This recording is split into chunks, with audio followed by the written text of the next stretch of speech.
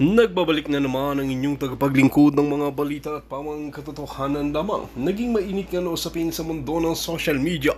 Talaga naman na nagmamakaawa na nga itong sikuting ng norte na ito.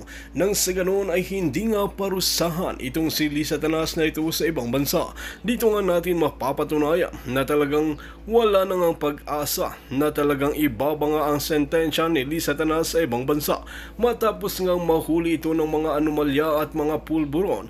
Ngunit ayon nga sa kampo ni Lisa Tanas ay talagang wala nga raw itong kinalaman at dawit lamang ito sa mga pagbebenta ng pulburon at napagbintangan lang. Ayon nga sa hukuman ay hindi nga sila magbabase sa statement ni Lisa Tanas kundi magbabase sila sa mga ebidensya na kanilang nakalap at mga lumalabas pa. Dito nga natin makikita na hindi na nga papakawalan pa itong si Lisa Tanas na ito dahil talagang marami na siyang nasira na buhay ng mga kabataan. Ito nga ang tila na nakakalungkot na katotohanan na ginagawa ng administrasyon na nagiging pulboronic ang bansa natin. Well mga kaibigan, para nga sa karagdagang impormasyon, panoorin nga natin ang buong video. At kung bago ka lamang sa aking channel, huwag kalimutan i-click ang subscribe button at notification bell para lagi kang updated sa ating mga bagong video. At para sa sulit viewers natin dyan, maraming salamat sa walang sawang pagsuporta. Right. At ang grupo nila Tambaluslos ay inatasan na rin pong sirain siya, ayan, inatasan na pong sirain ang kredibilidad, ang kredibilidad ni former Agent Morales. So, kailangan nyo pong ipaalam sa taong bayan para alam kung ano ang plano ng mga ahas, actually, ng mga ahas dito. Alright? So, nakakalungkot mga palangga, pero dapat talagang pag-iingatin natin. Actually, may audio, pero kasi may audio sinend sa akin, pero hindi pwedeng iparinig kasi magkakaproblema. But ganun pa man, okay? Galit na galit ang mga ahas at galit na galit din si Lazo. Okay? Galit na galit si Lazo dito sa pangyayaring ito dahil hindi mukha talagang sila inalubog na sa Kumunoy. Actually, the moment right now na nag-uulat ako sa inyo, nakahiga na ako ng bonggang-bongga, isinuot ko lang ulit tong outfit ko at di na ako nagsuklay kasi para malaman ninyo kung ano yung mga may itim na balak. Maaring ituloy nila o hindi, pero kailangan natin pag-ingatin si Mr. Jonathan Morales dahil niyanig niya ang buong sambayanan dahil sa pag-attest niya, pag-testify niya doon sa Senate. Kaya I hope the government, anong expect sa gobyerno? I hope si Senator Bato at ang taong bayan, hindi ko alam kasi walang power tayo ngayon sa bayan dahil mga bangag nga. Hindi kasi sabi ko nga mga kababayan, kung ano mangyari kay Mr. Morales, dadali ng konsensya ko habang buhay dahil ako ang nag-expose nitong mga dokumentong ito. So ngayon, inumpisa na nilang gurgurin. So ang gurgur po ay pwedeng totoong gurgurin siya at gurgur, yun nga, yung kanyang kredibilidad. Dahil ayon sa ating informant, gagastos si Tambaluslos gamit ang pera ng bayan para sirain o gurgurin ang kredibilidad ni Mr. Morales. Kaya nga mga kababayan, ito nga chinek ko, true enough, ayan 2 a.m. lang, 4 hours ago, I'm nag-abalang-abala ang mga tauhan ni Tambaluslos, yung mga young guns. Ayan dito, for House Leader Morales, okay? House Representative. Morales participation in Senate inquiries risks of destabilization. So pinapalabas nila ngayon na ang ginagawa ni Morales ay to destabilize the government. At nakaka-alarma dahil, kaya nilang mag-fabricate ng crime, fabricate ng kaso o manggurgur. Kaya kailangan aware ang taong bayan. Basahin ko dito. Ang sabi ng Kongreso, House Manila Bulletin, House Deputy Majority Leader Tingog Party List. Sino ba tong Tingog na to? Sila tambalos-los to. Representative Jude Asidre says the testimony of former Philippine Drug Enforcement Agency Agent Jonathan Morales linking President Marcos of illegal drugs is part of an alleged larger effort to destabilize the current administration. Umiikot na yung tumbong nila, kaya ngayon, maliban sa ginugurgur nila, ginurgur na nga ni Pidea Lasso ni Director General Lason doon sa Congress, etong si Morales na wala namang kinalaman, it just so happened na siya yung pumirma doon, so sinisumula na gamit ang pera ng bayan, mga palangga. Imagine nyo, sabi to, the testimony of a former Philippine Drug Enforcement Agency agent linking President Marcos to illegal drugs is part of an alleged larger effort to destabilize the current administration. So tinitwist nila. Binabaliktad, I hope Senator Bato, itong mga nakarating sa aking mga informante, kailangan may proteksyonan si Mr. Morales, si Jonathan Morales. Sabi ko nga mga kababayan, dadalhin to ng konsensya ko kung ano mangyari sa kanya dahil ako ang nag-expose nitong mga papel na to dahil sa kagustuhan kong gusto ko malaman ng taong bayan na mayroon tayong addictus benedictus o bangag ng presidente. True enough, kasi nung na-receive ko yung text messages, okay, tinignan ko nga itong balita ito. Naghanap ako ng bonggang-bongga. Ito. Thus said, House Deputy Majority Leader Tingog Party List Representative Jude Asidre, who in a press conference Thursday ba dyan sa Pilipinas, May 2 expressed utter bewilderment over why this PDEA agent in question, Jonathan Morales, so suddenly made part of Senate inquiry being led by Senator De La Rosa. Actually, napag-alaman ko pa na plano nilang harangin ang May 7. Plano nilang wag papuntahin o for whatever means na wag ituloy ang May 7 na Senate hearing. At I know, narinig tayo ni Senator Bato, ako, naka-receive ako ng invitation, di ba? Kanina sinabi ko sa inyo, and I hope ito'y bantayan natin mga palangga. Kasi talagang ayaw nila, dahil talagang wildfire na hindi na nila kayang ampatin. Wild na nga Hindi nila kayang ampatin ang issue na pinatutuhanan ni Morales na itong dokumentong ito ay siya ang tumipa, siya ang nag-interview doon sa confidential informant na si Marcos Jr. ay nung March 11, 2012 ay huhulihin sana dahil nga sa pagkabangag niya at sumisingot siya ng pulburon base doon sa confidential statement. It just so happened na pinigil ni Ochoa, dating executive secretary. At ngayon, ang mga may itim na budhi, planong gurgurin for whatever means, gurgurin literally or gurgurin ang pagkatao ni Mr. Morales. Ay, sabi nga ni Mr. Morales, paano nila babasagin o dudurugin yung durug na?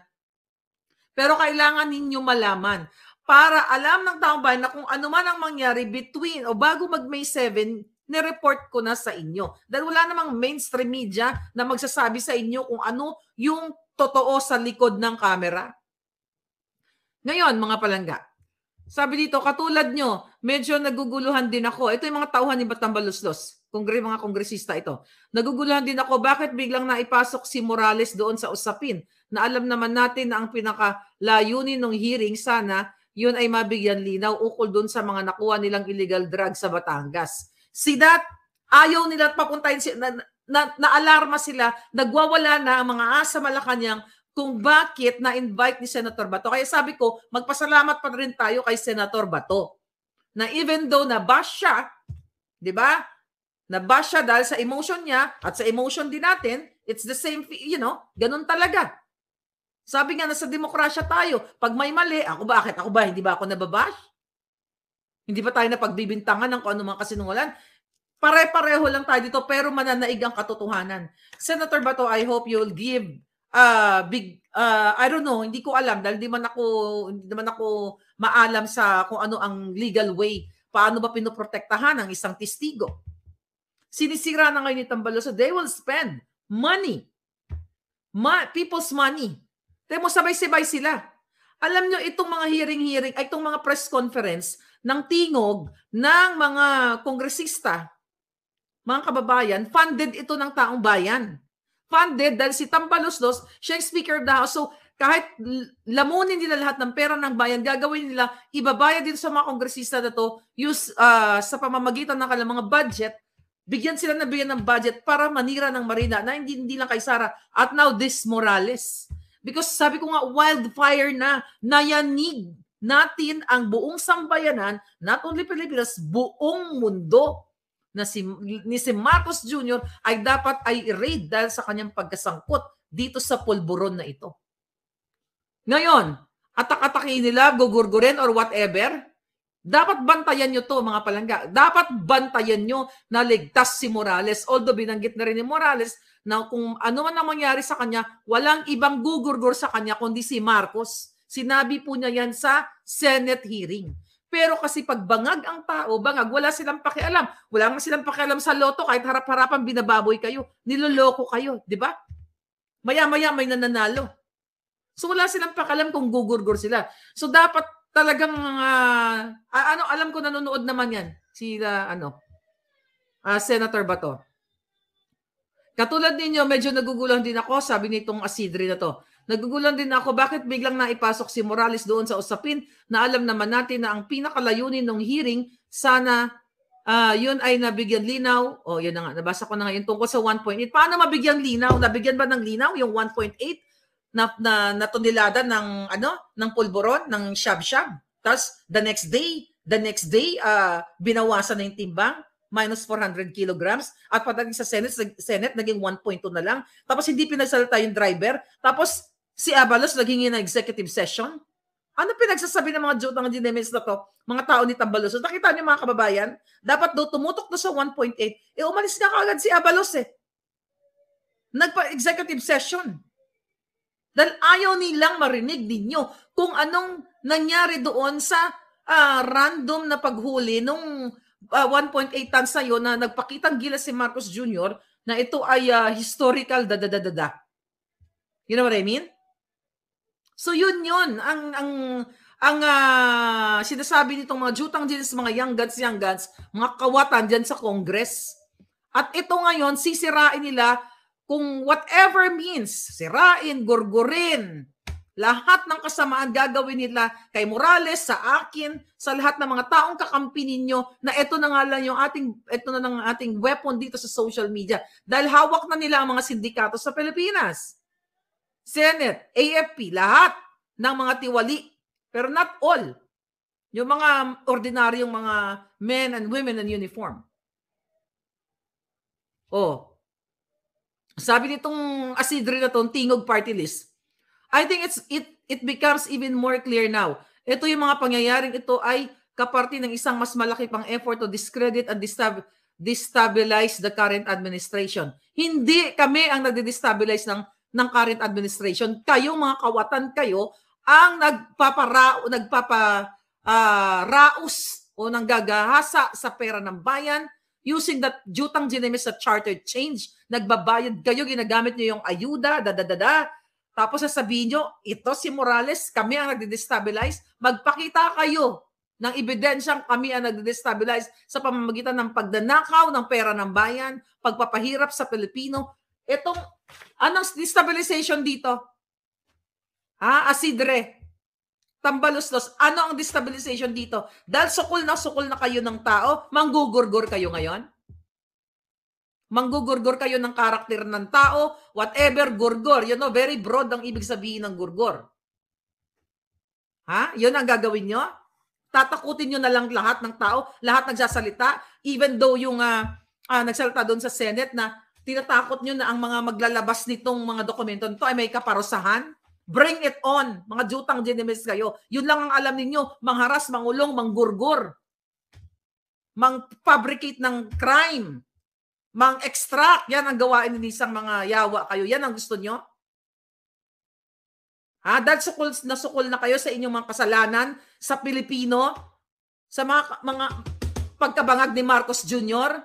Tapos ang gagawin nyo, tatakutin nyo kami? O kaya manggugurgur kayo? O magpapabricate kayo ng crime, mangingidnap kayo, mga ginayupa kayo, napakaramdam ninyo sa inyong Pilipinas, sa inyo ang pera ng Pilipinas, gawin nyo lahat, 80%, more than 80% of the budget na disbursed na. Saan nyo nilagay ang pera ng bayan? Tapos ngayon may mga taong gusto lamang maliwanagan na ang taong bayan na minsan na si Marcos Jr. ay nagbangag-bangag noong 2012 at walang humuli o naudlot ang panguhuli, hindi na ituloy ni Jonathan Morales ang panguhuli niya dahil what? Dahil pinigilan ni Ochoa na sa May 7 ipatawag. Kaibigan ni Lisa si Ochoa, kaya umiikot ang tumbong nila. Kaya talagang kailangan i-pressure din natin si Senator Bato na hindi pwedeng hindi matuloy ang May 7 na hearing. Dahil nakaschedule na yan. Napadala na nga ako ng ng invitation. At nag-email na rin ako pabalik sa kanila.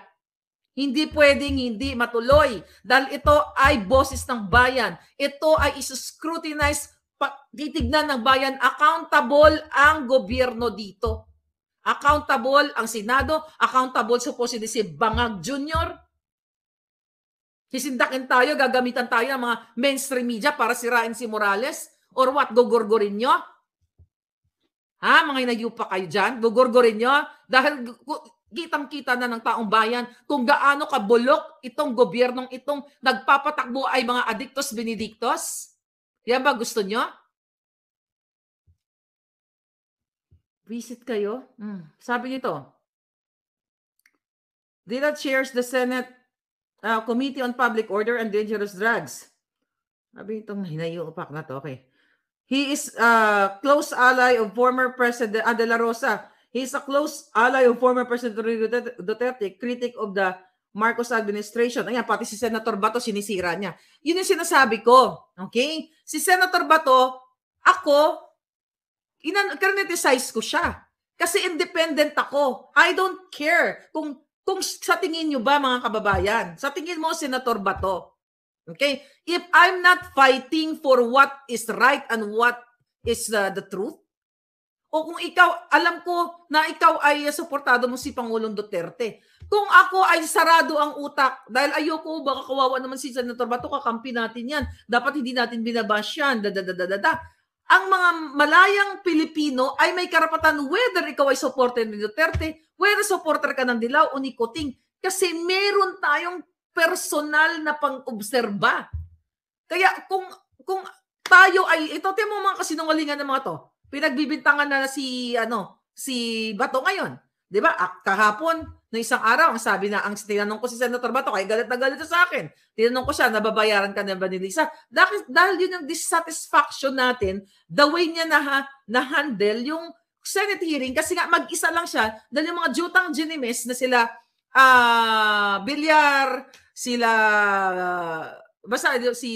pati si Senator Bongo wala doon. Si Padilla wala doon. Ang dalawang magkapatid, Ejercito at Estrada, wala doon. So yun yung independiente, yung being independent na whether kalyado ni Duterte, kaya natin i-criticize. And now, sinasabi nito ng grupo ni Tambalos, si Senator Bato, pinagbibintangan ka na ngayon. Okay?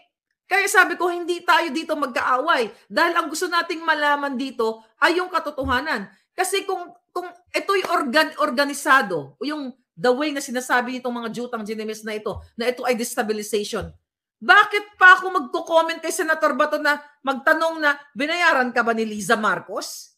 Kung ito ay well-coordinated, yan ang dapat tignan ninyo. Dahil yung jutak nito ni Bangag at ni Tambalusos ng pinsan at si Liza talagang kortado na. Oh, ngayon si Bato daw, ang sinasabi nila, he's also an ally of former President Rodrigo Duterte, critics of the Marcos administration. Hindi naman, hindi gawa narinig nyo ba nagkikritik-kritiko si tawag dito? Si Bato? O sabi niya dito, parang hindi naman siya nagsalita tungkol sa Marcos.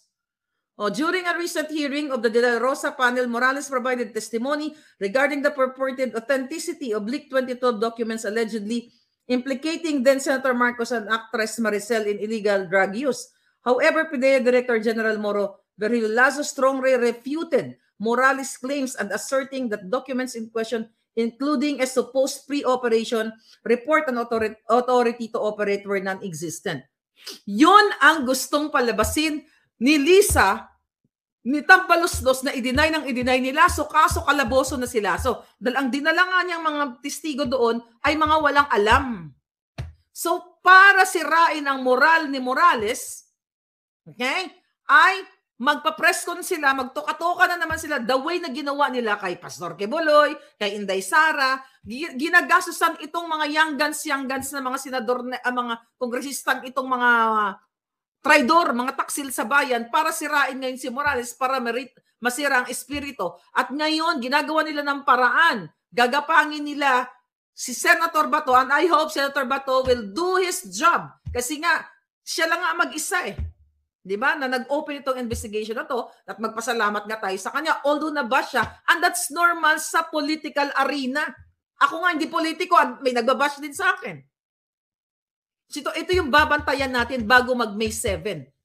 Ayon sa ating puting ahas, nagagawin nila kung paano nila gapangin na wag makapagsalita ang mga darating pang mga resource person. Andun yung Attorney Delgado na dinibdiba ni Lasso na pinakita ko sa inyo sa video.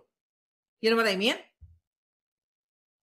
Nakakagalit po kasi, nakakagigil. Dahil sabi ko nga, isinubo na natin sa inyong lahat ang mga pangyayari. Pero, well, it's sad to say, you know, na hindi pa nagsasalta ang lahat, nagbingi-bingihan pa. Eto, harap-harapan, tinatrabaho na nila si Morales. Tinatrabaho na nga nila, so diniscredit na. Bawal nga yung ginawa nila sa pag-release doon sa Senate ng personal data sheet niya. At I hope isa pa yun sa ma-tackle o maimbestigahan ni Senator Bato. At I don't know kung sino mga pupunta doon, kung pupunta ba ito mga ginayupak na mga giatay or matutuloy ba or what. Pero ngayon, at least naisabi na natin sa inyo, dahil yun ang gusto sa atin ng puting ahas, na sabihin dito sa ating channel na may balak silang pigilan ang May 7 na Senate hearing sa PIDEA leaks kasi nga takot na takot sila, umiikot na ang tumbong, mukhang naglalasing na si Lisa at lalong nagpupulburon si Kuting. Dahil hindi nila, hindi nila napaghandaan ito. Hindi nila na-anticipate na ang team leader, itong former agent, ay magsasalita.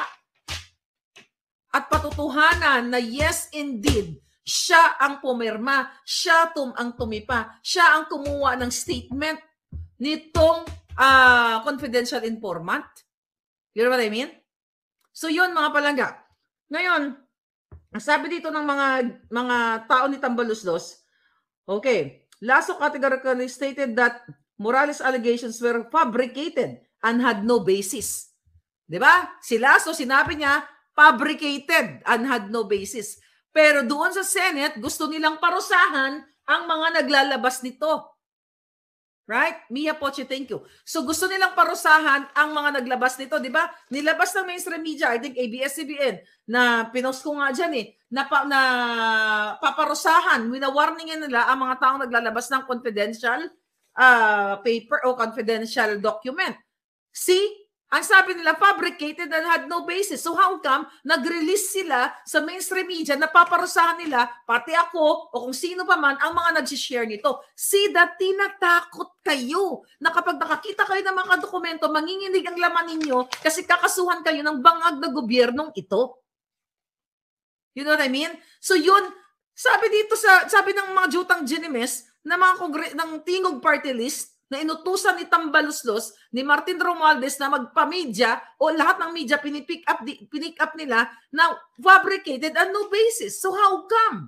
How come na nagbigay kayo ng warning na tinatakot nyo ang bayan na wag mag-post ng mga confidential document? Kung fabricated na to, anong kinatatakot nyo mga giatay kayo? Evelyn Aguilar, thank you Palangga. See that nakikita nyo kung gaano kabangag ang gobyernong ito, mga palangga. My God. Ano sabi dito? Okay. No basis and emphasize that the Senate panel should not rely on testimony from individual who had previously committed perjury by concealing his dismissal from the Philippine National Police. See that? Naipaliwanag na yan ni Morales. At si Morales, lahat ng mga kaso niya ay dismissed. Although may mga nakabinbin pa, dismissed o acquitted siya. Dito gugurgurin nila si Morales. Araw-araw sila magpapamedya. Dahil ito ay utos ni Lisa, ni Marcos Jr. na bangag at ni Tambaluslos. Talagang gugurgurin si Morales at sasabihin sa media, which is hindi naman na kayo naniniwala. Pero ang totoo, ang may kaso dito dapat ay si Pidea Lasso na pagpuwersa niya doon sa mga testigo na walang alam at wala doon sa pinangyarihan. Narinig yun naman at si Lasso at yung si Francia, di ba, na nagsabi kay kay Morales na i-deny na lang natin to, yung tungkol dito. Di ba? So ngayon, gugurgurin talaga si Morales. Kaya kailangan kayo ngayong mga moment na ito, kailangan kayo ni Morales at ang iyong mga kamay, kailangan yung atakin itong si Marcos Jr. Lahat, huwag po kayo matakot sa comment na yan. Imagine mo, lahat tayo kakasuhan.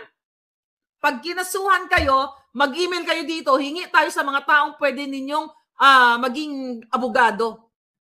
Ayan, mga palangga. Mag-comment kayo, huwag kayo matakot dyan. I-spread ninyo as much as you can. Yan ang email ko. Hihingi tayo ng tulong sa mga taong, for sure, may mga tao sa gobyerno na nakikinig sa atin na sukang-suka na sa gobyernong ito.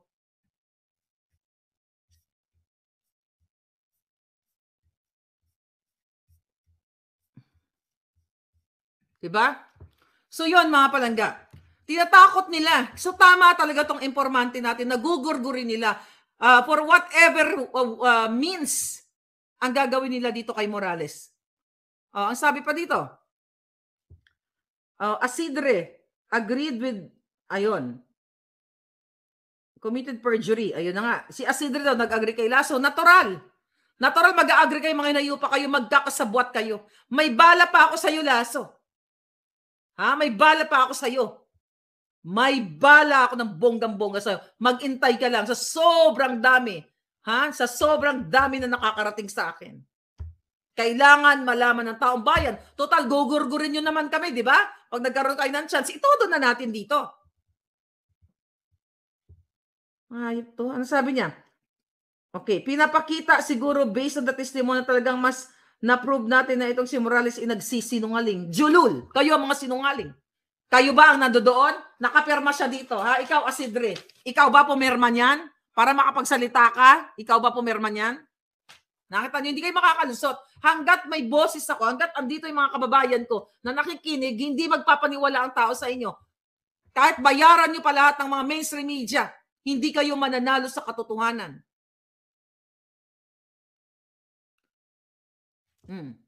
Sabi ng Yawa, okay? The deputy, ito balita, the deputy majority leader further reckoned that the testimony of someone in a shady past, okay, like Morales won't be enough to refute Lasso's statement. Sinabi na ni Senator Bato na naniniwala siya kasi